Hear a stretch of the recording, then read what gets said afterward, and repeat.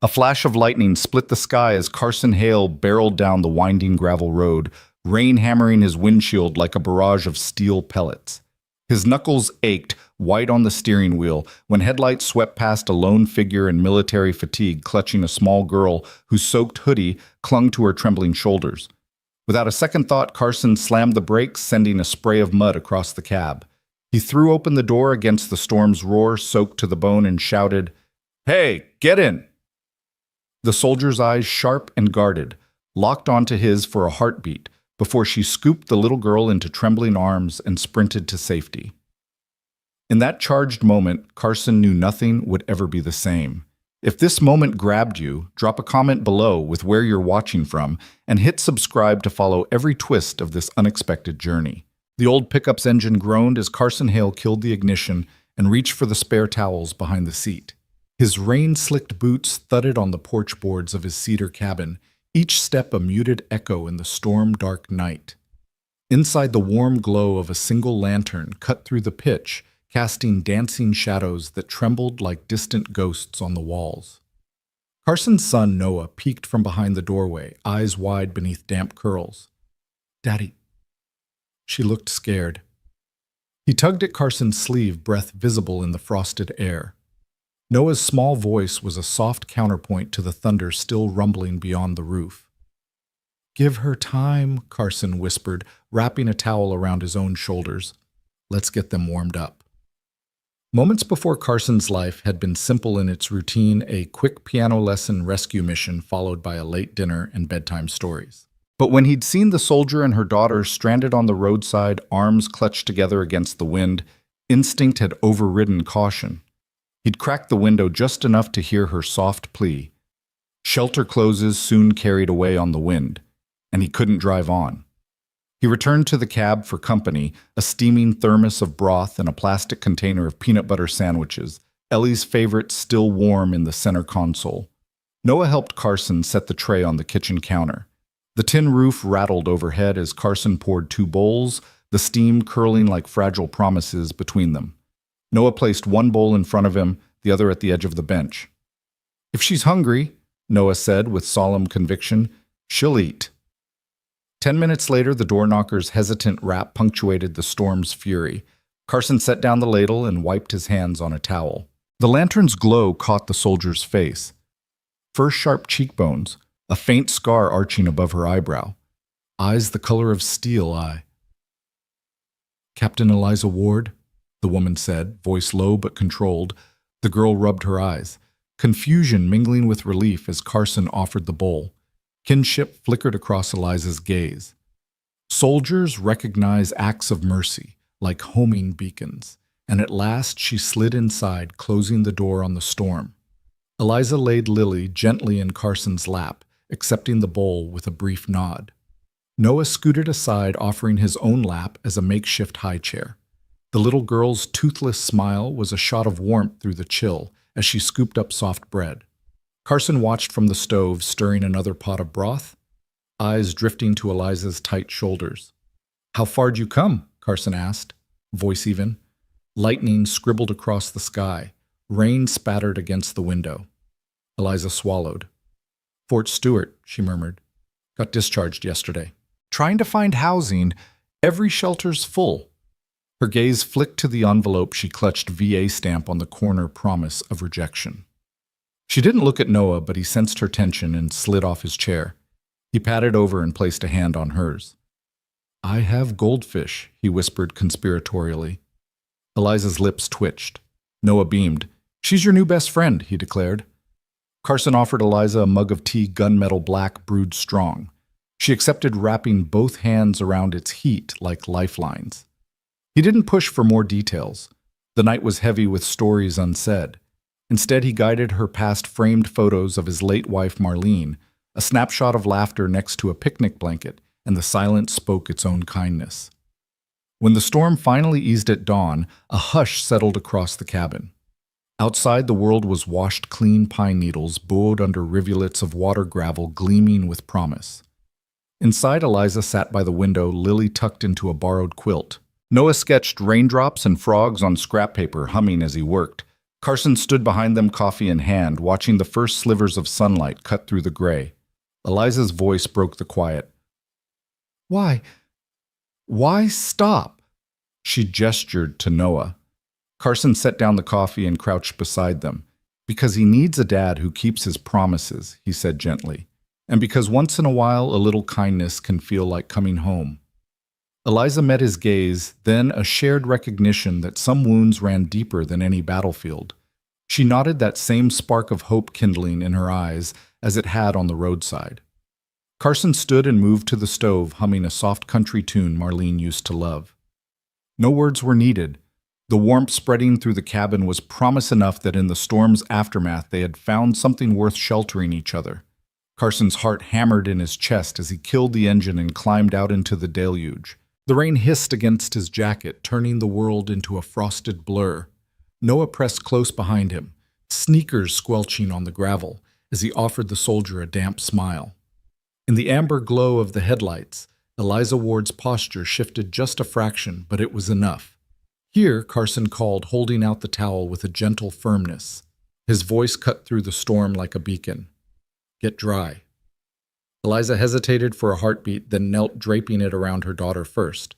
Lily's small face emerged, cheeks pink from cold eyes, wide but trusting, as Carson stretched the towel around Eliza's shoulders. Noah retreated a step, letting the soldier reclaim warmth and dignity. Thank you, Eliza said, voice low and steady. She wrapped her arms around the towel, drawing it tight. The intensity in her steel-gray eyes softened just a touch, as if permission had been granted to let down her guard. Carson nodded, then turned back to his truck. Come on, there's room. He threw open the passenger door and beckoned them inside. The interior was a steamy refuge, the dash lights glowed. The heater hummed, and the scent of wet leather mixed with peanut butter sandwiches and oatmeal cookies. Lily clambered in first, settling into the booster seat as Noah buckled her in with surprising care. Eliza hesitated, scanning the road behind them, the shuddering silence of the storm. Then she slid into the seat beside Carson, her uniform still heavy waterlogged, as if she carried the storm on her person. And you are Carson? Asked, pulling the door shut against the wind.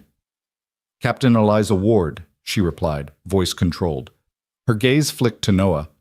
And this is my daughter Lily. He offered a curt nod, glancing in the rearview mirror. Noah Hale, the boy said, flashing a grin. I'm 10. That makes me your expert snack provider. Lily sniffled, then cracked a shy smile. Thank you, she whispered, reaching for a goldfish cracker that Noah handed her. Carson returned his attention to the storm. The windshield wipers slapped tirelessly, carving arcs through the rain. Cabin's not far, just past Sycamore Ridge. You'll be warm soon. Eliza leaned back, her reflection fragmented by shifting water. She began, then swallowed. Thank you for stopping. He glanced at her, jaw set. A woman and child in the rain didn't hesitate. He tapped the steering wheel. You'd do the same for me. Her eyes softened in the mirror. I hope so. The truck lurched forward as Carson shifted into gear. The road plunged into darkness, flanked by pine trees bowed under the downpour. Lightning flickered through the canopy, illuminating frantic branches like skeletal hands. Noah, clutching a soggy teddy bear, pointed out the window. Look. Fireflies. Carson followed his gaze. In spite of the storm, faint pinpricks of light drifted above the shoulder, a pocket of summer magic. Eliza tilted her head, watching the shimmer. For a moment, the rain's roar receded, replaced by the gentle glow of tiny lanterns aloft. They're still out, Lily murmured, clutching a cracker to her chest. Carson smiled in the mirror. Some lights can't be put out. Eliza drew in a shaky breath, her posture loosening. I needed to see that. He flicked the wipers to high. We all do. They drove in silence, the rhythm of engine and wipers forming its own language. Carson caught Eliza's profile, strong jaw, soft tension around her eyes. He thought of Marlene, his wife, whose voice used to fill this cab with laughter on nights like this before the cancer that took her. He stifled the ache that rose in his chest, focusing on the road, on the mother beside him, soaked and vulnerable, and the girl behind. At the fork near Old Willow Bridge, Carson slowed to navigate the gravel. The rain drew closer, pressing in like breath on skin. Eliza glanced at the narrow track rising into the woods. You sure this is the right way? She asked. He nodded, pulling the wheel across ruts that sliced through puddles. Been coming here since I was a kid. Built it with my old man. He chuckled softly. He said a man who can fix his own roof can handle most storms. Eliza managed a small smile. Did he teach you to fix people too? Carson's grip tightened on the wheel. He tried. But most people need to want it themselves. Her gaze dropped, and Lily snoozed against her shoulder fatigue, overtaking fear. In the rearview mirror, Noah watched them with wide, thoughtful eyes. Almost there, Carson said, pointing as the trees thinned. Beyond the tree line, a single lantern flickered on a weathered porch. Its warm light pooled around a rough-hewn bench and a stack of firewood. Eliza watched the glow, remembering the first night she'd slept at the VA shelter that never had space for her family. She flinched at memories of concrete floors, the tight hush of cots lined in rows, the ache of being just another name on a list. Here, under that porch light, she felt seen. Carson parked, cutting the engine. For a heartbeat, the only sounds were the drip of water off metal and Eliza's soft breath. Then, with a practiced move, Carson opened his door and shook out the towel. Lily stirred, eyelids fluttering. "Let me," Eliza said quietly, rising. She reached back, gathered Lily in her arms, and eased out into the porch light. Noah scrambled past her, eager to help, and Carson followed close behind. Inside the cabin was a sanctuary of cedar and warmth. A pot of soup simmered on the stove, its aroma of carrots and onions wrapping around them like a hug. The hearth crackled as embers glowed, and blankets draped over a worn sofa invited them to sink in. Carson handed Eliza a steaming bowl and took his own seat across from her. Lily, half awake, curled into Noah's lap with a soft sigh. Eliza held the bowl with both hands, studying the steam. She blew gently, then tasted. "It's perfect," she said, voice thick. Carson met her eyes. "Marlene's recipe," he said softly, as if her spirit still lingered in the kitchen. She believed soup could fix a bad day. Eliza's gaze drifted to a faded photograph on the mantel. Carson, Marlene, and Noah on a picnic blanket, smiles bright under blue skies. The grief she carried always just beneath her skin tightened like a fist. But here in this room, it felt safe to let it shift, to believe that second chances existed. She swallowed hard, then looked back at Carson. "I don't know how to thank you." He shook his head. "You don't need to." He reached into his coat pocket and pulled out a lantern ornament, handing it to her. "This is so you never forget the way a little light can cut through darkness." Eliza's hand trembled as she accepted it. Lily stirred, blinking up at her mother. Eliza tucked the ornament into her pocket and scooped Lily into her arms. Noah hopped off the sofa and offered Eliza his handprint drawing, 4 figures under a glowing lantern. Carson smiled as Eliza studied the picture, her eyes shimmering. "Best thank you I've ever seen," she murmured. Then she looked around the cabin at its simple comforts and the kindness that filled every corner. "Welcome home," Carson said, voice gentle. And in that moment, with the rain still tapping against the windows but the porch light burning steady, Eliza knew she and Lily had found a refuge not just from the storm, but from the fear of never belonging again. She let the tears come, and Carson gave her the space to let them fall, knowing that sometimes the first healing happens in the quiet company of strangers turned friends. The cabin door swung open with a low creak, and the warmth inside enveloped Eliza and Lily like a long-awaited embrace. Wet footprints curled across the rough-hewn pine floorboards, trailing the scent of rain and pine needles. Carson closed the door behind them, the latch clicking into place like a promise. He handed Eliza a thick woolen blanket, and she draped it around her shoulders, her fingers brushing over damp fabric that now felt safe against her skin. Noah, already settled on the couch, jumped up to place a steaming mug of broth in Eliza's hands. Lily followed his lead, clutching a smaller cup, the wood grain warm under her palms. Eliza cradled the mug, inhaling the savory steam morsels of carrot and onion drifting like wisps of comfort. Her daughter's eyes widened at a swirl of parsley on top, and she took a tentative sip, her small face unfurling into relief as warmth spread from her lips to her toes. Carson moved to the stove, stirring another pot with a practiced rhythm. The gentle hiss of simmering soup underscored the silence that settled between them. No awkwardness, but a quiet acknowledgement of shared need. He glanced over his shoulder. Marlene used to say hot soup was a cure-all. His voice was low, carrying both humor and something more complicated: loss, memory, resilience. Eliza gave him a small nod, her gaze drifting to a framed photo on the mantelpiece. Carson, his late wife, and young Noah laughing together on a summer day.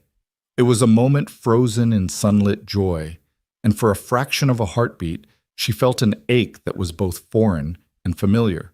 She tightened her grip on the blanket, her knuckles whitening.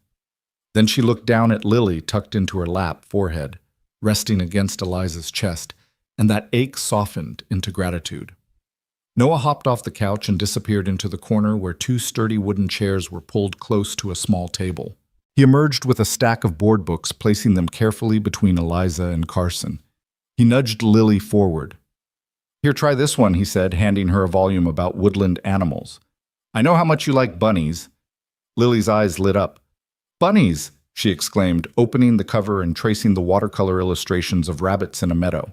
Eliza smiled a real smile, the corners of her mouth lifting freely, and brushed a damp strand of hair behind Lily's ear. Carson settled into one of the chairs, soup bowl in hand. "Read to us, Noah," he suggested, slipping into the ease of family life as if it were second nature.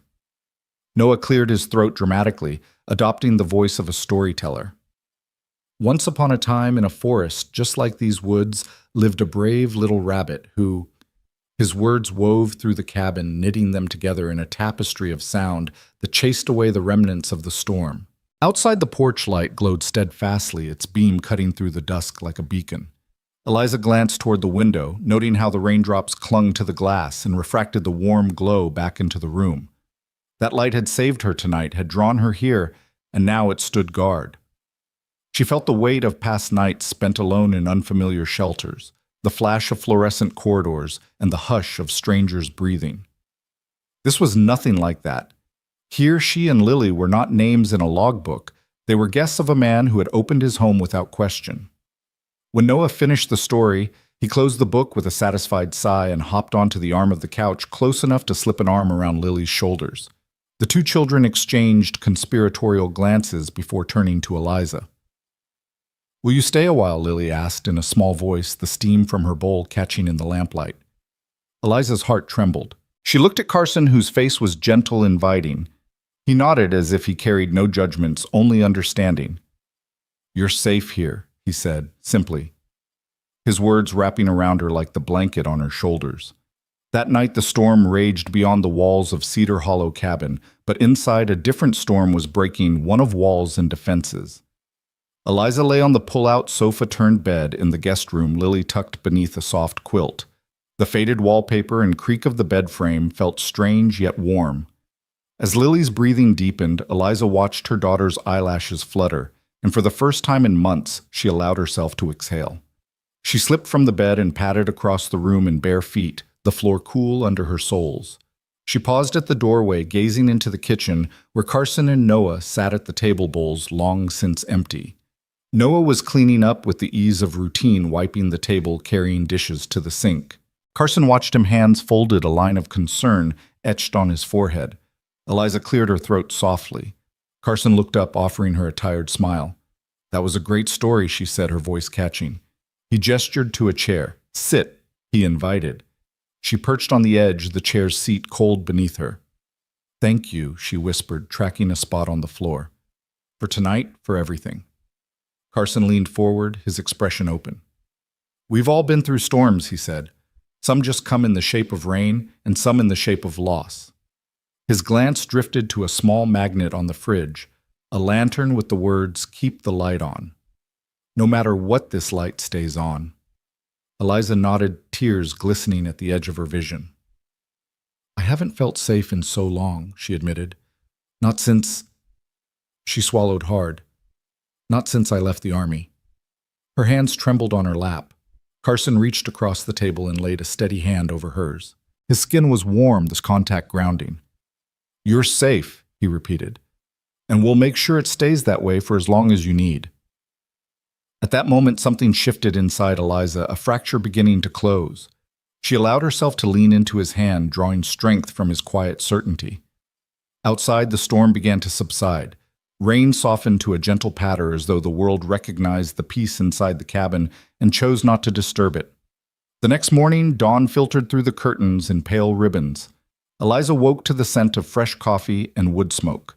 She looked down to see Lily curled against Noah on the couch, blankets in a tangled heap around them. Their soft snores filled the room with an unexpected melody. Eliza rose, slipping into clothes dried by the stove's warmth, and padded into the kitchen. Carson stood by the counter mug in hand, watching the steam drift upward. His eyes lifted when he heard the door creak. He offered her the second mug, coffee black, just the way she liked it. Eliza accepted it, cradling the ceramic as if it were an anchor. For a long moment they stood side by side, listening to the early morning hush. Outside, mist curled around the trees, and the porch light, though no longer needed, still burned softly, a testament to the night before. Eliza raised her mug in a silent toast. Carson mirrored her gesture. "Thank you," she said again, but this time it carried the promise of new beginnings. Carson nodded, lifting his mug in return. "Welcome home," he murmured. The words settled between them like sunlight breaking through clouds, heralding a day filled with possibility and healing, and the unspoken hope that sometimes a single act of kindness can light the way out of the darkest storm. The kitchen light cast a soft pool of warmth against the dark knot of pines outside, and the cabin smelled of freshly chopped cilantro mingling with the rich scent of simmering lentil soup. Eliza sat on the edge of a wooden stool, fingers curled around a chipped mug of strong black tea, knuckles white against its enamel rim. The steam traced lazy spirals into the air, carrying away the sharp tang of salt from her tears, which she refused to wipe. Carson leaned over the stove, spoon in hand, stirring the olive-green broth until the lentils broke apart into velvet threads. He didn't press her, didn't fill the silence with empty chatter. Instead, he set the spoon aside, wiped his hands on a faded dish towel, and slid onto the bench beside her. The offset glow of the single lantern revealed the fine lines around his eyes, patient, weathered, gentle. "Where are you headed next?" he asked quietly, voice low enough that it blended with the crackle of the fire in the hearth. Eliza lifted her gaze, meeting his for a heartbeat, before looking down at the dark wooden table. "I'm not sure." She wrapped her free hand around the mug's handle as if she could anchor herself through contact with something solid. Discharged. The word felt foreign on her tongue, like an echo of a life she could no longer claim. "They let me go this morning. No permanent quarters, no stash of benefits yet, just this." She gestured to the duffel bag at her feet, its canvas frayed at the seams, and a stack of bills I can't afford to let slide. Carson's eyes softened. He reached across and folded his hand over hers, warm against her cold palm. "Those bills," he said, "they come due, whether the world's falling apart or not." His voice carried an unspoken truth, one he knew too well. "I've been there." Eliza's throat tightened. For a soldier trained to command and endure, admitting vulnerability was a battlefield in itself. Yet here, in the quiet glow of this cabin, she felt the walls around her heart loosen. She tilted her mug and took a slow sip, letting the tea's bitterness steady her. "No one's claimed me," she whispered. "You won't show up on their radar until I've been living under a bridge for weeks." Her lips quivered, but she held the confession steady. She remembered the last time she'd felt lost, sleeping on those cold concrete floors at Fort Stewart, her daughter Lily clinging to her side, both of them drifting in nightmares of sand and gunshots.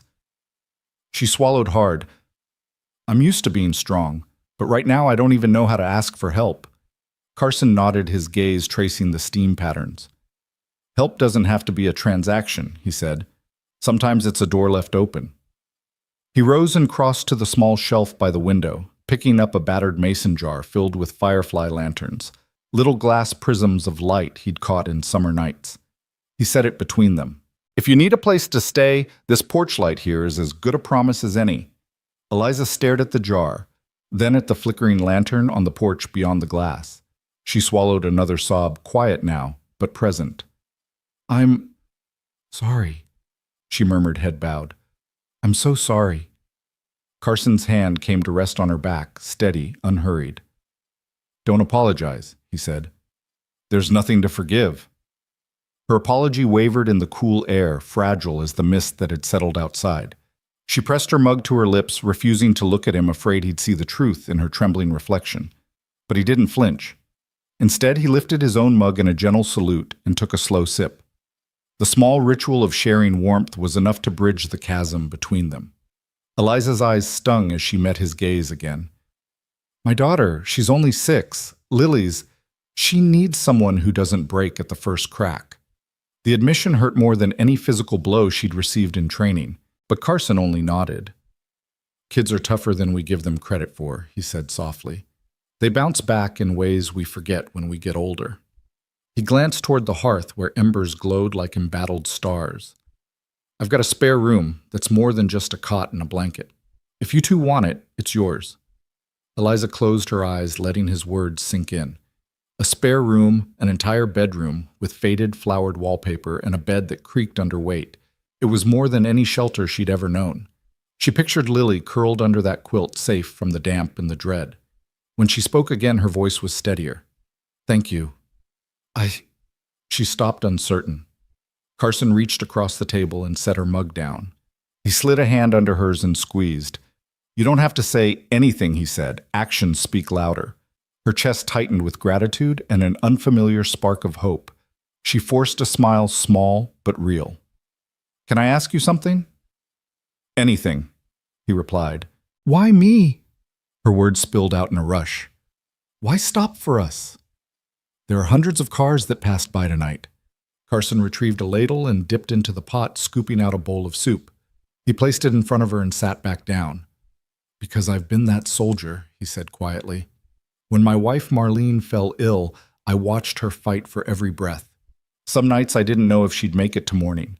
I'd park outside hospitals, hands shaking, waiting for her to come out. He paused, gaze steady. I know what it feels like to be stranded, and I know what it's like to find a light on in the dark. Eliza's breath caught in her throat. The silence stretched alive with unspoken memories of loss and the ache of love. She lowered her eyes, tears slipping free. Carson reached for a napkin and offered it to her. She pressed it between her fingers, inhaling the faint scent of pine from the cloth. I'm sorry, she said again, voice hushed, for bringing my storm to your door. He shook his head. This cabin was never just mine. He gestured at the lantern jars, the family photos, the nursery painting tucked above the bedpost. It belongs to anyone who needs to find their way home. Eliza exhaled, the tension in her shoulders ebbing away. She wrapped both hands around the soup bowl as if to anchor herself. Lily's soft snore from the adjoining room reminded her of why she'd fought so hard to survive, why she could never truly break. She raised her gaze to Carson, who offered a small, encouraging nod. She dipped her spoon into the soup and brought it to her lips. The warmth spread through her chest, scattering the lingering cold. With each bite, she felt the weight of the duffel bag ease on her spirit. Across the table, Carson watched her with a kind of quiet pride, not in her service record or medals, but in the courage it took to lower her guard and let someone in. When the bowls were empty, Carson stood and cleared the dishes. Eliza remained seated, running her thumb along the edge of the table's grain. The lamplight flickered as Carson rejoined her holding 2 mugs of chamomile tea. He handed her one. This will help you sleep, he said softly. And if dreams get too loud. He trailed off, leaving the offer unspoken, but understood. She closed her fingers around the mug, feeling its warmth seep into her bones. Thank you, she said, her voice steady now, for everything. Carson sat beside her, their knees brushing under the table. The room felt smaller, cozier, as if it had contracted around their shared warmth. Outside, the night had fallen still. The only movement was the sway of pine boughs and the heartbeat of the porch light pulsing its promise into the darkness. Eliza leaned back against the bench, tilting her face toward the lantern's glow. Beside her, Carson exhaled a soft sound of contentment. She closed her eyes and let the quiet wash over her. The hum of the heater, the crackle of the fire, the steady thrum of her own pulse. For the first time since leaving the army, she allowed herself to believe that safety wasn't a fleeting photograph, but something you could live in. And as the cabin held them both in its gentle embrace, Eliza knew she was exactly where she needed to be. In the hush of that pine-scented room, 2 souls battered by life's storms found the courage to open their hands, and in doing so discovered that the brightest light often shines from within. The first light of morning crept through the spruce boughs, painting the cabin's interior in muted gold. Droplets on the window panes glimmered like tiny prisms, and the scent of pine drifted through the open door of the guest room. Eliza lingered in the threshold, wrapped in the soft quilt that had smelled of cedar and lavender the night before. Across the kitchen, Carson moved with familiar ease, filling the French press with coffee grounds and pouring in hot water. The hiss of steam rose from the carafe, and he set it down with a soft clink, brushing his bangs from his forehead as though waking from a dream. He glanced over his shoulder and caught sight of Eliza standing framed by dawn's fragile glow. In one movement, he lifted 2 mugs, thick ceramic, 1 hand's worth of warmth, and offered her one. Coffee strong enough to wake ghosts, he said, his lips quirked with teasing comfort. The steam swirled between them, a silent bridge. Her hand trembled as she took the mug, fingers curling around it. "Thank you." Her voice came in a whisper as if she were afraid to break the morning's hush. He watched her shoulders ease, saw the small exhale that followed. He set a second mug on the counter for himself, then reached for the pour-over kettle to fill it. "Did you sleep at all?" he asked, voice gentle enough to carry across the wooden floorboards. He didn't need to peer into her eyes to see the question there. The quilt clutched around her shoulders spoke of nights spent half awake, the shadows of memory stirring under her skin. Eliza lowered her gaze to the patterned mug, the dull swirl of coffee inside catching the light. She sipped, letting the bitterness ripple down her throat before answering. Better than recent weeks, she admitted, voice wavering. She raised the mug in a tentative toast, meeting his eyes over the rim. "Better than I dared hope." Carson nodded, stirring his own drink with a measured swirl. In the corner of the room through the arch, into the living area, 2 small figures huddled over coloring books on the rug. Lily flitted between shades of pink and purple, dotting her page with flowers that looked almost real. Noah bent close to his paper drawing cats that seemed to giggle with crooked smiles. Every so often one nudged the other, and their laughter tinkled like chimes in an autumn breeze. "Kids are tougher than we think," Carson said, quietly, watching his son's earnest grin as Lily attempted to teach him how to draw whiskers. He set his mug on the countertop and leaned back against the cabinet, taking in the tableau children who had known fear, who had found laughter again in a stranger's cabin under drowsy morning light. Eliza moved forward and placed her mug beside his. The 2 of them looked at the children as if discovering them for the first time. In Lily's bright eyes and Noah's earnest chatter, she saw proof that life could bloom even where sorrow had taken root. She felt a tug at her heart, tender and insistent, and for a moment the distance between soldier and civilian dissolved. Carson reached out and tucked a damp strand of hair behind Eliza's ear. His fingers hovered for a second before settling against her temple warmth, against chill skin. "They remind me why we do this," he said. "Why we keep the light on." Eliza blinked and swallowed the sensation of his touch, more startling than the roar of gunfire ever had been. "I never thought I'd find a place like this," she murmured, glancing at the lantern on the porch that had guided her here. "Not after—" Her voice faltered, the past creeping in like an unwelcome guest. He stepped closer, closing the space between them without rushing. "It's been 1 year today," he said softly, tone neither accusing nor mournful, merely factual. "Since Marlene passed. Time arced between them, a silent ribbon binding their experiences of love and loss." Eliza set her mug down and folded her arms, leaning into the warmth of the wooden wall behind her. She felt the weight of shared grief settle around them, 2 people who knew the stakes of holding on and the fear of letting go.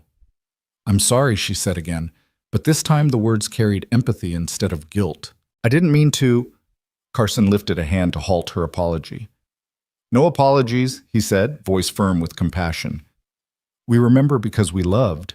That's not something to regret." Eliza closed her eyes and inhaled the scent of coffee and pine, grounding her.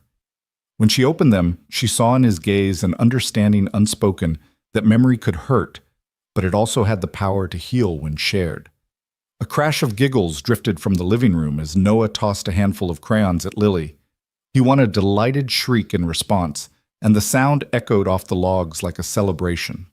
Eliza smiled, and Carson's own lips curved in relief. He crossed the floor toward the children, and Eliza followed, tracing his steps, as if every footfall were a promise. Noah looked up and offered her a crayon sunshine yellow, and Lily pointed to a half-drawn sun in her sketchbook. Eliza knelt beside them, tucking her mug safely on the hearth's edge, and picked up the crayon. Her hands were steady now as she completed the sun's rays, her daughter's face lighting up at the shared creation. "Look, Mommy," Lily cried, pressing the drawing into Eliza's hands. "No," Eliza whispered, voice thick with emotion. Look, my brave girl, how bright you make this world. She scooped Lily into her arms, lifting her off the floor as if she weighed nothing. Lily laughed, wrapping her arms around her mother's neck, and for a moment, everything else fell away. Carson watched from the doorway, a soft glow in his eyes. He cleared his throat and stepped forward, and Eliza set Lily down, brushing a kiss across her damp curls. Breakfast's on, he said, gesturing toward the counter, where fresh eggs, skillet-fried bacon, and thick slices of buttered toast waited in a feast of morning ritual. Eliza and the children gathered at the table, and Carson returned to the stove to slide plates across the worn wood. The smell of sizzling bacon mingled with pine and coffee, a triumphant symphony of comfort that made the cabin feel like a nest built just for them. They ate in companionable silence, interrupted only by the soft clink of cutlery and the occasional burst of childish delight when syrup pooled perfectly on warm toast. Carson watched Eliza serve Lily first, then Noah, and finally herself, a simple act that spoke volumes about her newfound role as protector-provider and mother reborn. After the last bite, Noah begged for another story. Eliza exchanged a glance with Carson, and he nodded, pulling a battered leather-bound journal from the top shelf. It was the one Marlene had kept, a collection of recipes, doodles, and quiet observations about love and loss. Carson opened it to a blank page and handed it to Eliza. Your turn, he told her, voice soft and inviting. Eliza's eyes flicked from the journal to the children and back. She traced the empty lines with a fingertips trembling not with fear but with anticipation. She lifted the pen and pressed it to paper, her handwriting careful at first, then loosening as she wrote, Dawn breaks fragile, but we are fragile too, and that's all right, for here we learn to stand together in the light. When she looked up, tears held at the edge of her eyelashes. Carson smiled as though her words were the greatest gift he could receive. Lily crawled into Eliza's lap again, burying her face against her mother's shoulder, and Noah leaned close to peer at the writing. In that quiet kitchen, under the soft caress of morning, a single act of courage, of lowering her guard and opening her heart, blossomed into something deeper. It was more than shelter from a storm. It was a declaration that love, resilience, and second chances could flourish even in the most fragile of dawns. And as the sun climbed higher, spilling warmth through the cabin's windows, they all felt it. The promise of a new day, bright with possibility, held safe by the light they kept burning for one another. Eliza climbed the rickety aluminum ladder with the ease of someone who trusted her footing more than the ground itself. The afternoon sun had burned through the morning mist, and warm light played on the cabin's siding as she reached the loose gutter bracket. In her gloved hand, the hammer felt familiar, its weight grounding her much as the butt of a rifle had once anchored her grip on a combat patrol. Below her, Carson held the ladder steady, his gaze a blend of admiration and relief. Nice form, he called up, voice carrying easily in the still air. Where did they teach you that Eliza tapped the bracket with a practiced flick of her wrist, securing it before swinging the hammer in a precise arc? Field maintenance training, she replied, settling the nail flush. Gutter work wasn't specifically in the manual, but the principles are the same. She climbed down and wiped her brow with the back of her hand. Never leave a post unsecured. Carson smiled and pointed to the ladder's feet. I'd feel better if this was on more solid ground. He tipped the ladder slightly, demonstrating its precarious lean. Without hesitation, Eliza shifted the ladder's base, pressing the legs into the gravel with her boot until it sat level and immovable. Better? She asked. Much better. Carson said, relief warming his tone. He picked up the small bag of nails by the porch railing. I owe you one. She shook her head. Just pay it forward. Her gaze drifted to the creek behind the cabin where Lily and Noah had kicked off their socks and chased frogs among the smooth stones. The children's laughter echoed like bells through the trees, and Eliza felt something loosen inside her chest, a tension she hadn't realized she was still carrying. Carson joined her at the foot of the ladder, passing her a nail and then retrieving another when she offered the hammer back. They worked side by side, two hands driving nails, two minds synchronized in patience and quiet cooperation. After the final bracket was secured, Carson and Eliza stood back to admire their handiwork as rainwater began to dribble harmlessly into the downspout. Eliza ran a finger along the now straight gutter, her touchlight almost reverent. Looks good, she said. Should handle the next storm. The words came easily, and in that moment she welcomed the certainty of her own confidence. Carson glanced toward the creek. "Think they're having fun." "They're braver than I ever was," Eliza said, eyes softening at the sight of Lily leaping over a cluster of frogs before stumbling into Noah's arms with a squeal. "Kids just leap in no second thoughts." He nodded. "They remind me that life doesn't have to be overthought." He reached out and brushed a smudge of paint from her cheek. Yellow splotches gathered from Noah's rock painting expedition earlier. She froze, then allowed a small smile to curve her lips. It was a gesture neither forced nor tentative, but born of shared ease. Inside the cabin, steam curled from 2 mugs of freshly brewed lemonade, Carson's antidote to the day's heat. He carried them out to the porch and set one in Eliza's hand. For the world's best gutter specialist, he teased. Eliza accepted the glass, tilting it so the sun glinted through the pale liquid. "I'll take it," she said, touching the rim with a tentative sip. The cool sweetness was welcome on her tongue, and she savored the moment as if it were another kind of victory. They watched the children, barefoot and fearless, skirting rocks and glancing for new frog sightings. Each discovery a sudden leap, a whiff of wet earth, sent them into bubbling laughter. Eliza's chest swelled with a softness she barely recognized. In her past life, she had measured success in mission objectives and after-action reports. Here she found triumph in the simple joy of 2 children at play. Carson cleared his throat and leaned forward, elbows on his knees. "I've been meaning to ask," he said, "how does civilian life feel compared to all that?" He nodded toward the woods, toward the creek, toward the cabin. "No missions. No briefings at dawn." Eliza considered the question, turning the glass in her hand as if the answer might appear in the shifting light. "It's quieter," she said, "but not always peaceful. At first the silence was overwhelming. I kept expecting the next order to come through my earpiece."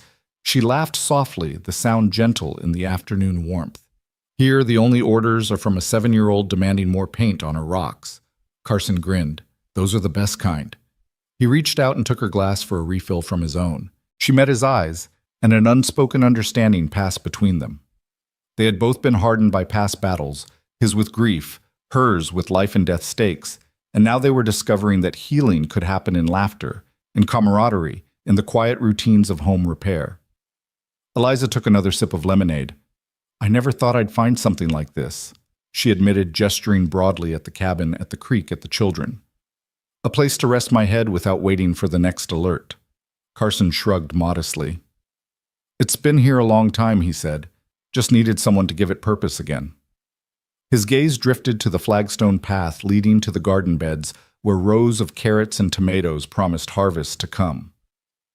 "You gave it life again." Eliza watched him cock an eyebrow. "You forget I can map a building and mark every exit within seconds," she said, teasing him back. "I can find life anywhere." He laughed, a deep sound that rolled over the pond of her new trust. "I'll hold you to that," he said, but his tone was warm with gratitude rather than challenge. They lingered on the porch, sipping their drinks and listening to the creek's steady murmur. As the afternoon waned, the children's energy waned too. Lily trudged back toward the cabin, socks reclaimed and shoes in hand, while Noah carried a frog gently in an overturned bucket to show his mother. Eliza rose to help him place the bucket on the porch, then knelt to let the frog hop free back into the grass. "Go find your sister," she told the little amphibian as it bounded away. She straightened, catching Carson's eye with bright happiness. Some things deserve to be set free. Carson stepped closer, the late-day light gilding his profile. "You're learning fast," he remarked.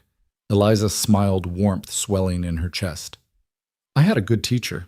She glanced at his hands, still faintly stained with rust from the gutter nails. "And a good partner." They collapsed onto the porch swing together, the gentle creak matching the rhythm of falling dusk. Carson draped a throw blanket over their knees, a gesture that felt as natural as breathing. The air cooled and the first fireflies emerged, tiny sparks hovering over the garden like living lanterns. Eliza rested her head on Carson's shoulder, watching the glow of frogs and fireflies as if they were old friends. "Thank you," she murmured, leaning into him, "for trusting me with your home." He shifted so he could kiss the top of her head. "Thank you for trusting me," he replied, "with your story and with Lily." He paused. With your heart. Her breath caught at the words, the unguarded confession resonating through her. In that moment, she understood that trust, like a gutter, mended and straightened, held the promise of shelter, and that building it, one nail at a time, created something far stronger than she had ever dared hope. They remained on the porch until the sky deepened into indigo, the children's laughter replaced by their soft snores within.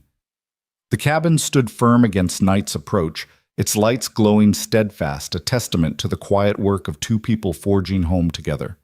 The Cedar Ridge Farmers Market was a riot of color and warmth against the late summer sun. Wooden stalls overflowed with crimson tomatoes, pale peaches, and bouquets of sunflowers that nodded like cheerful sentinels. Carson led Eliza by the hand along the packed dirt paths, weaving through neighbors, greeting each other with familiar nods. The air smelled of cinnamon-spiced cider, fresh-baked bread, and the earthy tang of just-harvested herbs. Lily trailed behind them, her laughter chiming as she chased a cluster of butterflies that flitted among the flower petals. Noah darted ahead to inspect a display of honey jars, buzzing like a young beekeeper. Carson glanced at Eliza over his shoulder. "You doing okay?" he asked, voice gentle in the hum of activity. She lifted her chin and smiled, though the corners of her eyes held a cautious glint. "I am," she said. "This place, it feels like hope in shopping cart form." She swept an arm toward a stall where peach jam glistened in sunlight. Cherries shone like polished garnets, and mums spilled out of baskets. "I never thought I'd enjoy something as ordinary as a farmer's market." Carson grinned, squeezing her hand. "It's the simple things that remind us what matters." He stopped at a tent decorated with wildflower wreaths and squeezed behind a row of hanging lavender sachets. Eliza inhaled the calming scent and closed her eyes. The lavender drifted into her chest, and for a heartbeat, she forgot the ache she once carried. Then the scent shifted. Somewhere behind the mums and the honey, caramelized sugar and peanuts mingled in the air. At first it was sweet, a promise of roasted candied nuts. But beneath it lurked a darker undertone like burning oil on a roadside grill. Her pulse thundered in her ears. She froze, shoulders hunching as if braced against an invisible blast. Carson felt her stop. He turned concern knitting his brow. "Eliza." Her breath shuddered, and she looked around, eyes wide. "Peanuts," she whispered. I have to sit down." He guided her to a nearby bench, vowing silently to himself never to take her hand for granted again. "Take your time," he told her, voice steady. "I'll be right here." Eliza pressed her palms against her thighs and blinked, the world spinning back into focus through the stall's pastel umbrellas. "Sorry," she said. After a moment, voice rough. "It's silly." He shook his head. "Not silly," he said. "Memory's funny that way." He sat beside her and leaned forward, elbows on his knees. "I know about memories that weigh more than truth." She glanced at him, surprised by the softness in his eyes. "You do?" Carson swallowed and ran a hand through his hair. "After Marlene passed, I couldn't sleep. Not for weeks. I'd lie on the floor next to her empty side of the bed because I couldn't bear the sheets. Every little sound was like footsteps in an empty hallway. Every creak was her coming back. I'd wake up in a panic, convinced she was there." Eliza's chest tightened. She had never asked about his wife, and here he was unburdening himself as if trust were the easiest thing in the world. He continued, voice low.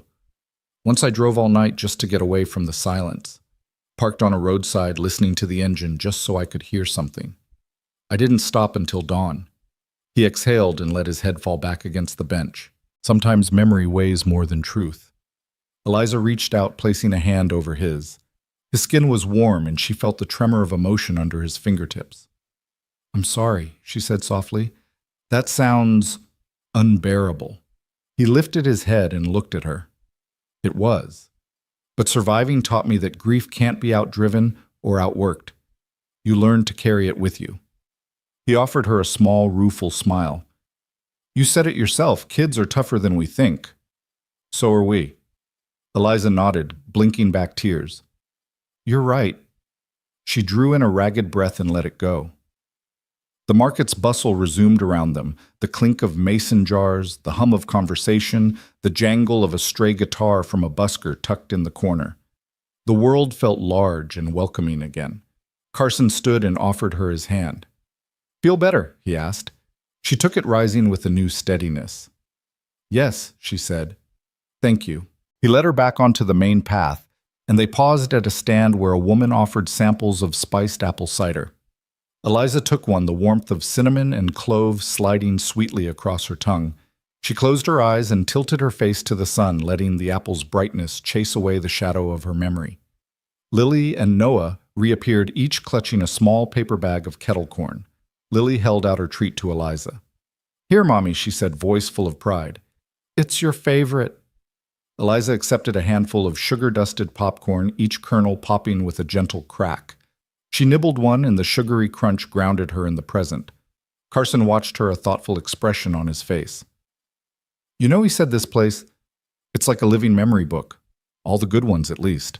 He gestured to a line of old friends chatting by a pie contest table, to the musicians' call and response, with the crowd to a pair of elderly men haggling over the price of garden-grown zucchinis. "People bring the best of themselves here." Eliza smiled, meeting his eyes. "I think I'm starting to feel that too." She dipped her hand into Noah's bag and popped another piece of kettle corn in her mouth.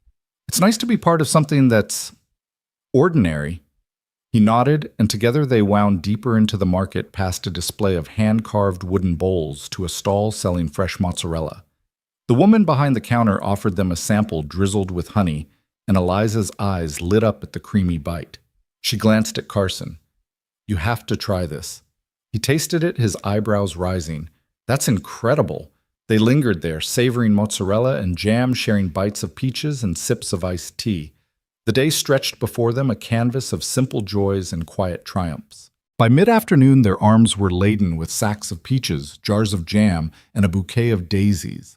As the sun dipped low, they made their way back to the cabin. The weight of their bounty, a comforting reminder of the day's generosity. Lily marched ahead, humming a tune she'd picked up from the busker, while Noah chattered about building a castle in the creek with his mother and Lily. Eliza paused at the porch light, placing her bags down. She ran a hand over the painted lamp, its warm glow already mirroring the sunset. Carson knelt beside her, gathering the children in a close hug. Eliza closed her eyes, breathing in the scent of peaches and daisies and homecoming. He stood and held her gaze. "You did good today," he said softly. She rested her forehead against his chest and nodded. "So did you."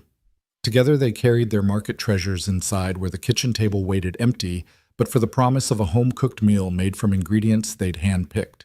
As the cabin door closed on the last light of dusk, Eliza felt the embers of her past grow quieter, replaced by the steady warmth of belonging. And in that gentle twilight, she knew that sometimes healing came, not in battles won or medals earned, but in the soft glow of a porch light, in the simple act of sharing popcorn under a summer sky.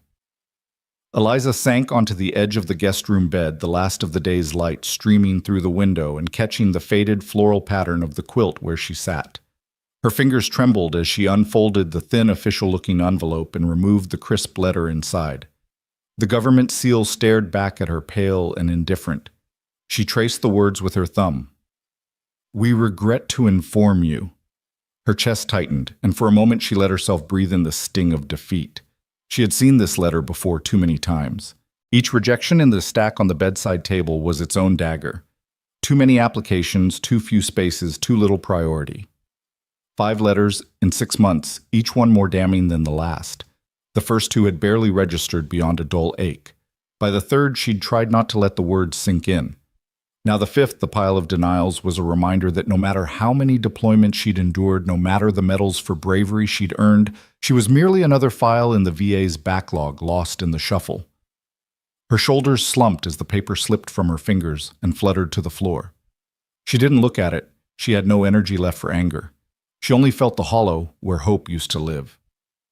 Outside, the last fireflies of summer blinked through the dusky air, and somewhere in the distance, Noah and Lily's laughter drifted up from the creek. She closed her eyes, wishing she could bottle their innocence and swallow it, hoping it would soothe the rawness inside her. A soft knock on the doorframe startled her. Carson stood there, folded plate in hand, remnants of dinner gathering in the grooves. He paused, sensing the weight of her mood, and set the plate gently on the nightstand. The clang of metal against wood echoed in the hush. He didn't speak. He simply sat on the edge of the bed, close enough that their knees touched. With one hand, he picked up the letter from the floor and slipped it back into its envelope. He didn't ask what it said. There was no need. His presence alone was a salve against the isolation she felt. "Eliza," he said quietly. His voice carried no pity, only steady concern. "I'm sorry." The two words seemed inadequate, but they were all he had. He leaned forward, resting his elbows on his knees, and watched her. She turned her head toward him, eyes rimmed red and glistening. "It's just every time I think I've done enough, I hit another wall," she confessed. She tugged at the collar of her shirt as though wishing to strip away the symbols of rank that now felt meaningless. "I spent 13 years in the Army. I faced down mortar fire and improvised explosives and came home with my daughter's smile waiting for me. But I can't get a roof over our heads. I can't even get someone to answer a phone." Carson reached out and took her hand, squeezing it gently. His thumb traced slow circles over her knuckles. "You faced worse," he reminded her softly. "You're still here. You're still standing." He paused, then cleared his throat. "I know that doesn't fix this letter, but I want you to know you're not alone in it." Tears bubbled up again and Eliza closed her eyes, tasting salt and sorrow. She let her head fall back against the pillows and exhaled a shaky breath. Her voice cracked. "I thought it would be different for me. I thought service meant something." The raw confession trembled in the space between them. Carson shifted, rising smoothly to his feet. He crossed to the small dresser and retrieved a narrow tin box stamped with Carson's initials. He set the box on her nightstand and clicked it open. Inside lay a stack of Carlson Station postcards embossed with the local pioneer scene alongside fountain pen stamps and half-used sheets of stationery. Eliza frowned confusion mingling with curiosity. He knelt beside her again and removed a postcard, sliding it across to her. On the paper's blank side, he had written a single line. "I've seen what you've given up to serve. You deserve to be seen now." His handwriting was familiar, steady, unhurried, full of care. She traced the words with her fingertip, the ink imprint pressing into her skin. Carson met her gaze. "You've fought for this country. Now let me fight for you." He lifted a fresh pen and held it out. "Write back. Tell them what they're missing. I'll mail it tomorrow." Eliza's breath caught. She looked down at the postcard as if seeing it for the first time. The idea of writing another letter felt tiring, like running into a storm armed with nothing but a candle.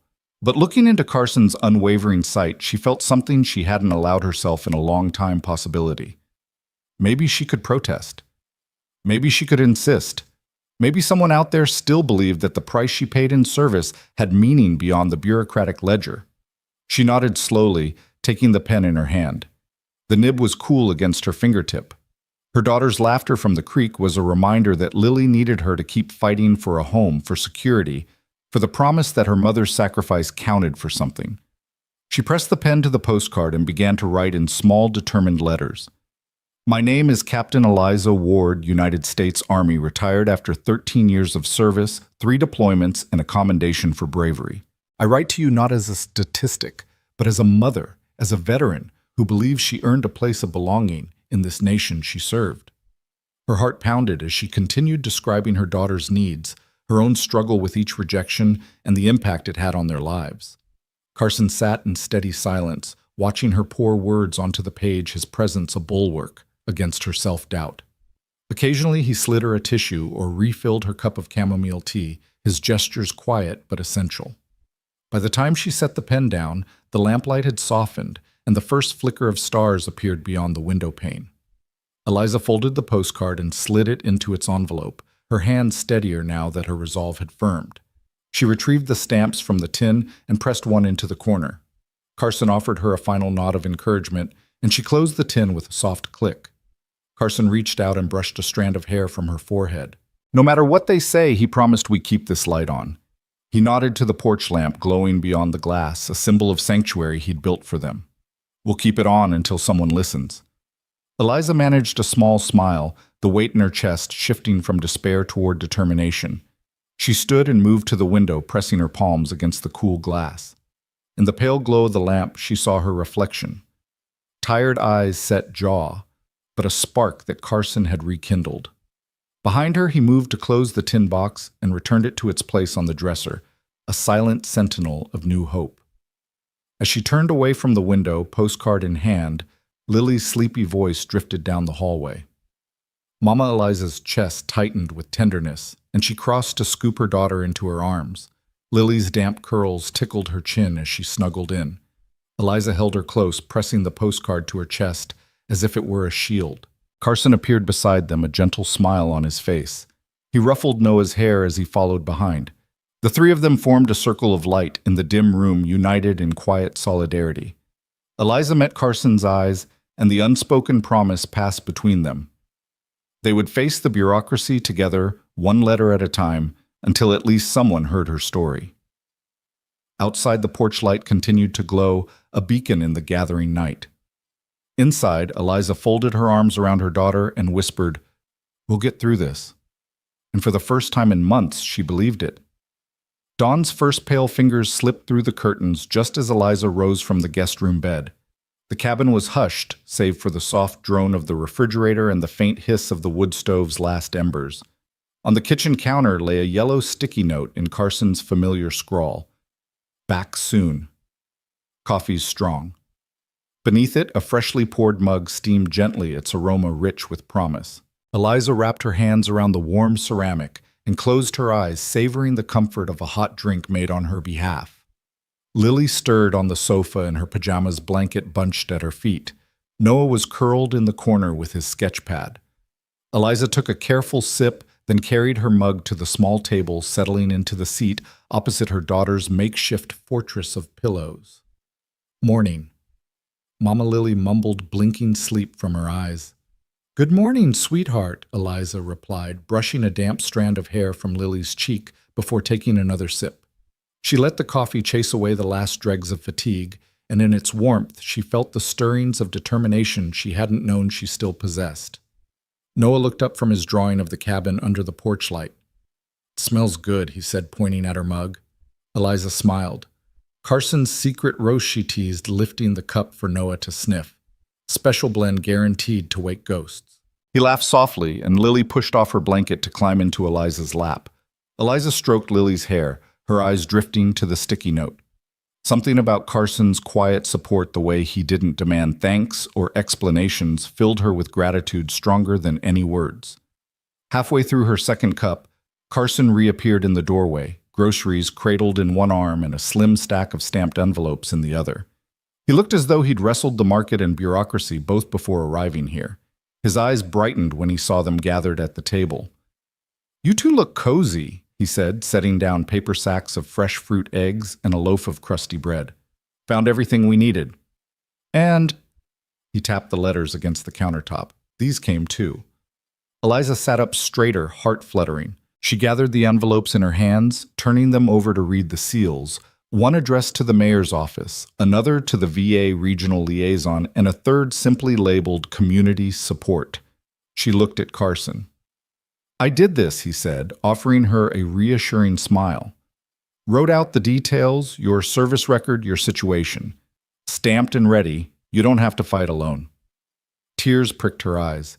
She realized that kindness wasn't just opening her door in a storm. It was action advocacy, a tangible promise that she mattered. Her throat thick with emotion, she reached across the table to squeeze his hand. "Thank you," she whispered. He nodded, brushing off her gratitude with a humble shrug. "Just keep the light on," he said, glancing at the lamp on the porch that he never let go dark. "Someone will notice." Lily hopped down and clambered onto Carson's lap, reaching into one of the grocery bags. He produced a small carton of berries, popping a handful into Lily's waiting hands. Noah poured juice into glasses. The kitchen hummed with quiet life, the morning sun glinting off the enamelware. Once the children were fed and Carson had brewed a fresh pot of coffee for himself, Eliza sat with the letters in front of her. She traced her finger along his neat handwriting, reading and rereading his notes about waiting lists, transitional housing, and community advocacy. Each sentence carried the weight of his belief in her. Carson washed his hands at the sink and dried them on a towel. "When you're ready, we can mail these. I'll walk them down to the post office, get them on today's route." He paused, watching her gather the envelopes. "Or if you'd like to bring in the paperwork yourself, I can stay here with the kids." Eliza considered the offer and shook her head. "I want to do it," she said firmly. but I'd like you to come with me just in case." She gave him a playful look that undercut the seriousness of her words. "I could use a co-pilot." He smiled, and together they gathered the letters and clipped them neatly into his coat pocket. Lily raced ahead to find shoes. Noah grabbed a sketch bag, and Eliza tucked the last envelope into her own pocket. At the post office, the line moved slowly, neighbors chatting in gentle tones about the weather and the upcoming county fair. Carson stood by Eliza's side, his presence a silent shield against embarrassment or doubt. When her turn came, Eliza placed the 3 letters on the counter, voice steady as she explained that these needed special handling, please and thank you. The clerk nodded with a warm understanding and affixed the postage. Outside, Eliza breathed deeply, the crisp air filling her lungs with hope. Carson wrapped an arm around her shoulders. "One step at a time," he said. Eliza nodded, watching the mail carrier wheel the letters away. Each one felt like a spark sent into the world. Small flames that might light someone else's dark corner. "One step," she agreed. Back at the cabin, they unloaded the groceries together. Eliza arranged the fruit in a bowl, its vivid colors a reminder that life could still burst forth in unexpected ways. Carson set the bread on the table and poured them each a second cup of coffee. He handed her the mug, and she accepted it with a soft smile. They sat side by side, sipping in companionable silence, the children's laughter drifting in from the creek behind the cabin. Eliza felt, perhaps for the first time in months, truly seen not as a file number or a broken veteran, but as someone worth fighting for. She lifted her mug in a quiet toast. "To the light we keep on," she said, glancing at the small lamp flickering by the porch window. Carson clinked his mug against hers. "And to the people who keep it burning." Eliza settled back in her chair, heart full. The path forward might still be uncertain. The letters might go unanswered. The waiting list might not move, but she no longer faced that prospect alone. She had a partner in kindness, someone whose every action said she belonged. As the afternoon sun slanted through the windows, she watched Carson unpack milk and eggs, his efficient movements a testament to a life of care for others. Eliza closed her eyes and let the moment wash over her, the scent of pine, the murmur of the creek, the taste of strong coffee, and the knowledge that tomorrow and the next day they would face whatever came together. In the gentle quiet of Cedar Hollow Cabin, she found herself believing once more that sometimes the brightest light is not the one waiting at home for you, but the one you ignite when you decide to keep going and to help someone else do the same. Eliza pressed the 2 crisp pages of her orders against the kitchen counter, the words blurring at the edges as adrenaline coursed through her veins. The early afternoon sun streamed through the window, casting stiff shadows over the family photo on the fridge. Lily's small arm wrapped around Carson's waist, Noah grinning beside them. She inhaled the familiar scent of pine and simmering soup, the comfort of Cedar Hollow's routine, colliding with the thrill of purpose pulsing in her blood. Carson looked up from chopping carrots, his knife slicing through orange rounds with quiet precision. He noticed the tremor in Eliza's hand as she held the papers, then set the cutting board aside. "What is it?" he asked gently, stepping closer. She laid the orders flat and smoothed them with a fingertip. "Colorado," she said, voice trembling. 6 weeks. Trauma training for new recruits. They want me to lead." The words sounded unbelievable, each syllable carrying the weight of duty she'd spent years honing.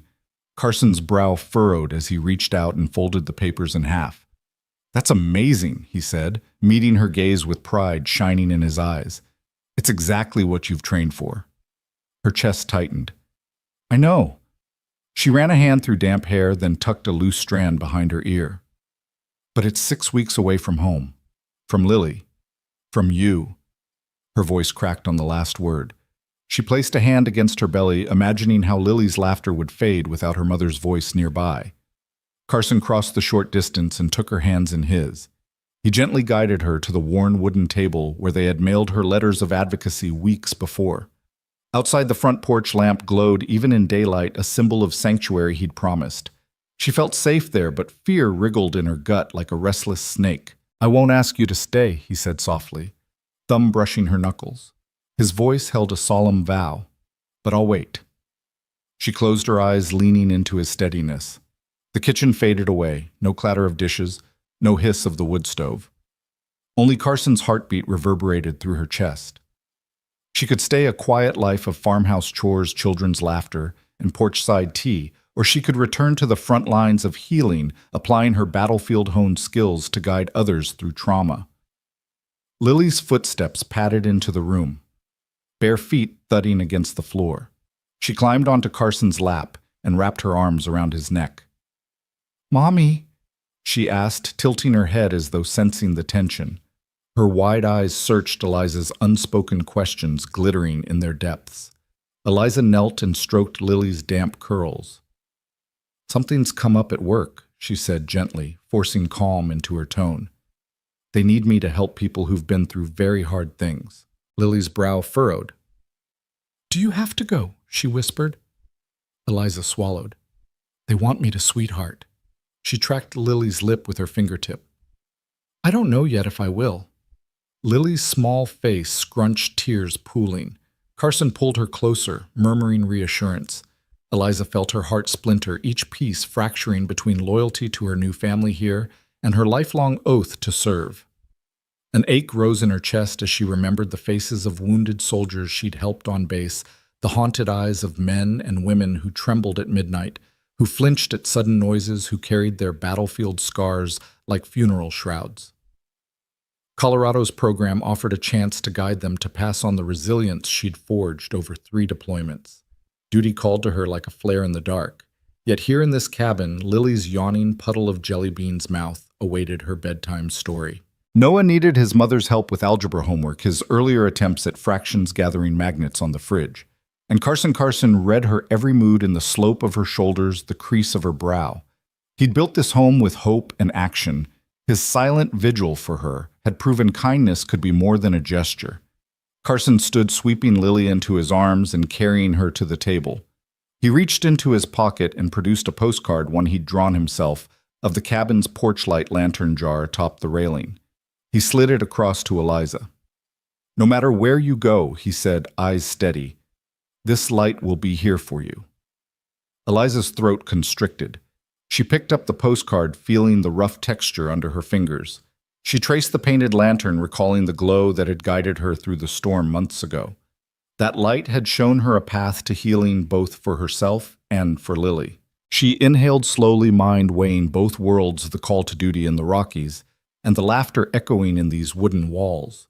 For a moment, time stilled. Only the hum of distant cicadas and the whisper of pine needles trembling in the breeze reached her ears. "I need to talk to them," she said, finally. Voice low but resolute. "Not just accept or decline. I need to explain, to find out if weekends housing for Lily or something flexible exists." She looked at Carson. "I want to do this, but not at the cost of losing us." Carson's expression softened, relief mingling with pride. "That's all I ask," he replied. He reached across and squeezed her hand firmly. "Fight for your purpose, but fight for your family too." Eliza nodded, the conflict easing into clarity. She envisioned herself in a Colorado lecture hall, instructing new recruits on trauma integration and resilience. On weekends, she'd return to this cabin to morning coffee and children's drawings tacked above the sink, to evenings spent rebuilding a crooked picket fence. The balance seemed daunting, but not impossible. Her heart pulsed with renewed intention. She dug her phone from her pocket and dialed the liaison's number scrawled on one of the orders. Carson stood behind her, gentle pressure at her shoulder. The line rang twice before a crisp voice answered. Eliza introduced herself, fumbling at first as she asked about adjustments for family base housing and weekend leaves. Each question carried her fear of pulling away from Lily's safety net. On the third call, the liaison offered a pause, transitional family quarters at Fort Carson childcare programs on base, and weekend passes for trainers. Eliza's breath caught at the possibility duty and family both honored. She thanked the liaison, promising to finalize within 24 hours, then ended the call. She exhaled, phone slipping from her fingers. Carson's arms enveloped her from behind, his cheek resting against hers. "You did it," he murmured. A soft smile touched her lips. "We did it," she corrected, turning to wrap her arms around his waist. Lily toddled back, rubbing sleepy eyes, and Noah burst in with a triumphant grin, proudly holding up a perfect A on his math worksheet.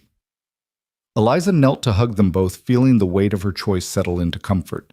She kissed each child's forehead, then turned to Carson. "I accepted," she said, voice steady. 6 weeks trauma training, but I'll be home weekends. Lily's got base daycare and Noah can stay here with you. Carson's eyes glistened. He pulled her into a hug so fierce it felt like homecoming.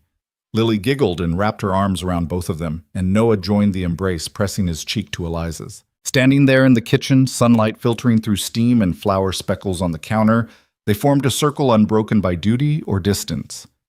Eliza closed her eyes, drawing in the warmth of the moment, the trust, the partnership, the promise of return. In choosing both her calling and her family, she realized that true purpose didn't demand sacrifice of one for the other. Instead, it thrived in the unity they had forged, a life anchored by kindness, resilience, and a light that would always guide her home. Carson closed the kitchen window and brushed a stray pine needle from the counter, listening to the steady drum of rain against the roof. The cabin was quiet, far quieter than he'd grown used to these past 6 weeks.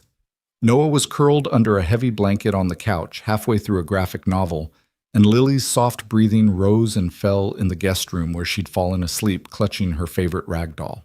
He glanced at the mantel where Eliza's photo from that first rainy night still stood in a simple frame, the porch light glowing behind her like a promise. He reached for his mug and poured another cup of tea, his fourth, maybe fifth. Humming a low tune he'd learned from Marlene before the world grew small and heavy. The steam curled against his cheek as he settled into the rocking chair, rocking gently to the rhythm of the rain. Weeks had passed since Eliza left for Colorado. She'd called every weekend, her voice bright but tight around the edges, telling stories of late-night lectures and field trainings of young soldiers blinking back tears and clinging to her guidance like a lifeline. He'd listened and tried not to let his throat catch when she reminded him she'd be home on Sunday evenings. He wasn't sure how many Sundays had come and gone before this one. The rain had started just before dusk, a relentless curtain washing the world to gray. He'd cooked more meals than he cared to count, grilled cheese at first, then scrambled eggs, then back to grilled cheese because it was simple and it was what the kids liked. He missed Eliza's lentil soup, the way she'd stir it slowly humming as though each swirl of the spoon carried away a bit more sorrow. A clap of thunder rumbled through the pines, and Carson set his mug on the side table. The wind rattled the window panes, and the porch light cast long shadows that danced along the walls. He wondered if Eliza would be back next weekend. Part of him feared she might get an extension. There'd been talk of new training cycles, new assignments. But he pushed the thought aside. She'd promised. She'd said she'd come home. A sudden sound interrupted his reverie, 2 soft knocks at the front door. They were tentative, unhurried, but unmistakable. Carson's heart lurched in his chest. He rose and crossed the room, mind racing through possibilities, shore, shift workers, neighbors, checking on stray. Lightning-struck branches, a late visitor lost in the storm. He flipped on the porch light before opening the door. The bulb above the rail burned steady, illuminating a wall of falling rain. And there, framed in its glow, stood Eliza, soaked through hair, plastered to her forehead, coat dripping onto the welcome mat. In her arms, Lily squinted against the downpour, clutching her rag doll like a lifeline. Lily's tiny boots were caked with mud, and her face lit up in a grin that seemed to eclipse every cloud above them. "Mommy," Lily cried, reaching out with both arms. Eliza's lips curved into a smile that trembled with relief and exhaustion. She held Lily tighter, rocking her gently. "Hey, sweetheart," she whispered, rubbing Lily's back as if trying to smooth away every lonely night they'd spent apart. "I'm home," Carson's voice caught in his throat. Eliza, he managed stepping aside so they could come in. His hand closed around the doorknob and he pulled them both into the warmth. The door clicked shut, sealing out the storm. Eliza's arms slipped around his waist, and Lily burrowed into his chest, giggling as she shook drops of rain from her doll's head. Noah appeared behind them, eyes wide with disbelief. "Mom," he asked, voice reedy with hope. He then broke into a grin and dashed forward, tackling Eliza in a flurry of hugging arms and scattered papers. Eliza laughed, breathless, as both children clung to her, tumbled to the floor, and gushed with a million questions all at once. Carson knelt beside them, wary of damp coats, but unwilling to let go of the moment. Okay, Eliza panted, gathering them into her lap as they settled on the entry rug. "Slow down, you two. I missed you." Lily pressed a soggy cheek against hers, and Noah curled an arm around her shoulders. Eliza closed her eyes, savoring the impossibly warm weight of both their bodies. Carson stood and retrieved towels from the rack by the stove, draping them around Eliza and then Lily. Steam rose from Lily's damp pigtails as she wriggled free and darted toward the living room. Eliza unwrapped herself from Lily's embrace and touched her husband's face with a trembling hand, a gesture so intimate and raw that it stunned him into stillness. "I wasn't supposed to come back until tomorrow evening," she murmured, voice thick. But her gaze flicked to Carson's eyes, and he nodded silently, giving her permission to say what needed saying. "I changed my flight. The training cycle got extended, and they wanted me to stay on. But I couldn't. I needed to be here." She swallowed, tears gathering. "So I found the earliest flight home, even if it meant coming in today. I had to see you." Carson reached for her hand, and their fingers wove together the simple clasp, saying everything. "You're here," he replied, voice husky. "That's all that matters." Eliza's breath quivered, and she leaned in to press her forehead against his. Around them, the cabin's light shone gentle and steady, as though celebrating her return. Outside, the rain's fury continued, but inside, nothing could touch this peace.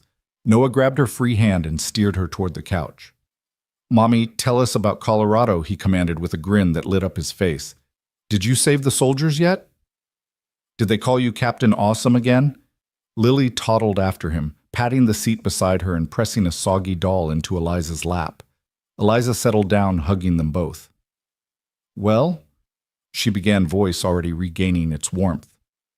"Colorado was colder than anything I've ever seen, and they did call me Captain Awesome once or twice." Her eyes flicked to Carson, and he offered her a fond smile that told her how proud he was.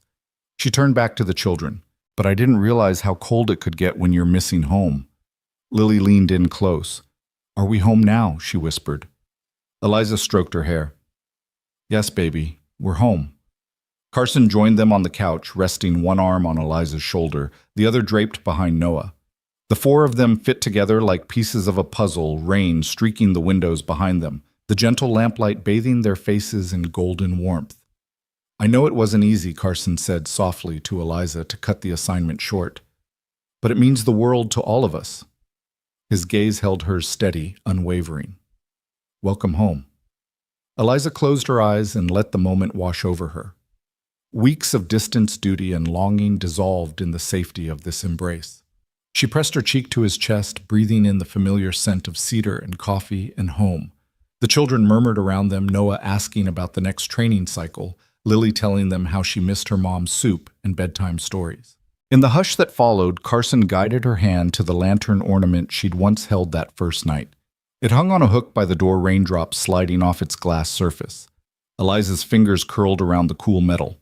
She glanced at the porch light beyond the window, still glowing steady in the downpour. They sat that way for a long time, watching the rain, listening to the children's whispers. No grand speeches were needed, no orchestrated reunion required. The simple act of her knock, 2 soft taps, had summoned them all back together. In that moment, Eliza knew that duty and family could both hold her heart, that coming home might be the bravest choice she ever made. When the children finally drifted off to talk of pancakes and painting rocks, Eliza and Carson rose and carried them to bed, tucking them in with gentle kisses. Back in the living room, they sank into the couch again, exhaustion and joy mingling in their bones. Carson reached for Eliza's hand. "We've been through a lot," he said, voice low, "but we're still here, still together." Eliza leaned into him, heart full. "More than together," she replied. "We're home." Outside, the rain tapered to a soft murmur. Inside, the porch light shone on an unwavering sentinel of the love that had brought them back. And as they sat side by side, the world outside fell away, leaving only the warmth of home and the promise of every tomorrow spent together. The first hints of spring softened the air around Cedar Hollow cabin crocuses, pushing through damp soil robins trilling from the pine tops, and a gentle breeze stirring the flagged tulips by the fence. Early one Saturday morning, Eliza slipped into her Cedar Ridge Emergency Services uniform, navy windbreaker, sturdy boots, and paused at the mirror to tuck her damp ponytail into its proper place. She glanced at the framed photo on the dresser herself, in fatigues, Lily and Noah grinning at her side, the porch light glowing behind them. It felt like a lifetime ago that she'd climbed into Carson's truck in the storm, wondering if kindness was enough to save her. Now kindness had become action as well as promise. Downstairs, the smell of frying bacon mingled with the pine-scented draft drifting under the door. Carson was already at the stove flipping bacon with ease and humming a tune Marlene had once played on vinyl. Noah sat at the table, knees tucked under his chin, sketching a design for their new project. Lily chased a bright blue butterfly across the flagstone patio, laughter trailing like ribbons behind her. Eliza joined Carson by the stove. He handed her a plate piled with eggs and bacon. "Thought you'd like a proper breakfast before we get to work," he said, wiping his hands on a towel. His tone held the promise of partnership that had carried them through every storm. She kissed his cheek and settled at the table, listening to the soft slap of bacon against her plate. Noah set down his pencil and pushed his sketch toward her. "Here's the plan," he said, pointing at the drawing of a tall post with a lantern on top. "We'll put the promises here." Lily returned, clutching a handful of daisies. She perched on the bench and beamed. "For me?" she asked, plucking petals one by one. Eliza nodded, tearing off a strip of waterproof paper from the roll Carson had tucked in his back pocket. "Every promise deserves its own parchment." She smiled at the sight of her children, resilient, hopeful, and ready to build something that would outlast any storm. Out in the backyard, the morning sun carved patterns through the pines, lighting the dewy grass like a field of jewels. Carson carried the long wooden post that would become their promise post. It was one he'd milled himself sturdy and straight, a testament to both craftsmanship and care. Eliza held the base as he rammed it into the ground, gravel crunching beneath his boots. Noah and Lily watched from a distance, their excitement humming in the air. Once the post stood secure, Carson retrieved the lantern they'd used on the first night Eliza arrived. He clipped it atop the post, its glass panes catching the sun and scattering prismatic light across the yard. "Just like the porch," Eliza murmured, reaching up to touch the lantern. "A beacon for home." Carson stepped back, offering her the roll of paper and a set of markers. "Let's start with you," he said. Eliza held a paper against the post, the breeze fluttering its edge. She uncapped a black marker and paused, drawing in a breath. The words she wrote were simple but carried the weight of every choice she'd made. "I promise not to run when love grows quiet. I will stay even when it's hard." She tied the paper around the post with a piece of twine and stepped back, letting the promise flutter in the breeze. Noah ran forward and claimed the next paper. He wrote in bold, uneven letters, "I promise to build forts that keep everyone safe." He made sure to include his trademark flourish, a tiny doodle of a flag atop a fortress, and wound the paper around the post, grinning when Eliza and Carson applauded.